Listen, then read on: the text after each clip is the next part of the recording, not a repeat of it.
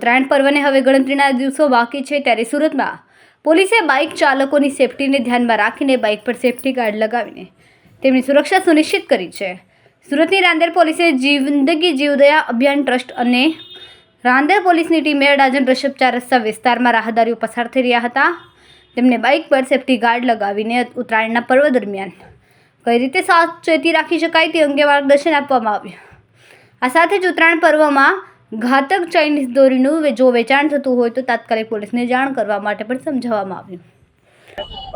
Rander PI RJ Chaudhary એમકે Goswami Rander police station અને અમારી રાંદેર પોલીસ સ્ટેશનની પૂરી ટીમ અને સી ટીમ સુરત શહેર પોલીસ કમિશનર શ્રી અનુપમસિંહ ગેહલોત સાહેબની સૂચના અને માર્ગદર્શન હેઠળ zone 5 deputy police commissioner Shri Lakhtirsinh Zala સાહેબની નેતૃત્વ અને ઉપસ્થિતિમાં જિંદગી જીવદયા અભિયાન સંસ્થાના સહભાગીપણે ઋષભ 4 રસ્તા ખાતે 2 વ્હીલર વાહન ચાલકોની સેફટી માટે સેફટી ગાર્ડ લગાવવાની આયોજન કરવામાં આવેલ છે અને હાલમાં આ ખૂબ સારો એનો રિસ્પોન્સ મળ્યો છે। ખૂબ મોટી સંખ્યામાં લોકો સેફટી ગાર્ડ લગાવાઈ રહ્યા છે અને અમારી આ પ્રસંગ નિમિત્તે પ્રજાને અપીલ છે કે તેઓ પોતાના વાહન પર અવશ્ય સેફટી ગાર્ડ લગાવે તેમજ રોડ પર નીકળતી વખતે પોતાનું વાહન ધીમી સ્પીડમાં રાખે જેથી કરીને અચાનક કોઈ દોરી આવી જાય તો ખ્યાલ આવે અને એક ગંભીર ઈજામાંથી પોતાની જિંદગીને બચાવી શકાય।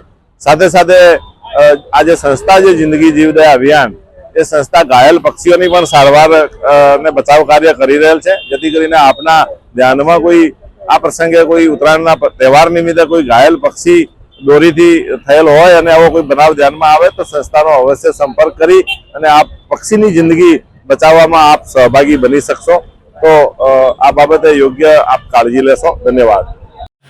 કેમેરામેન હર્ષદ પાટીલ સાથે સુનિલ પાટીલ, સમય મીડિયા ન્યૂઝ, સુરત।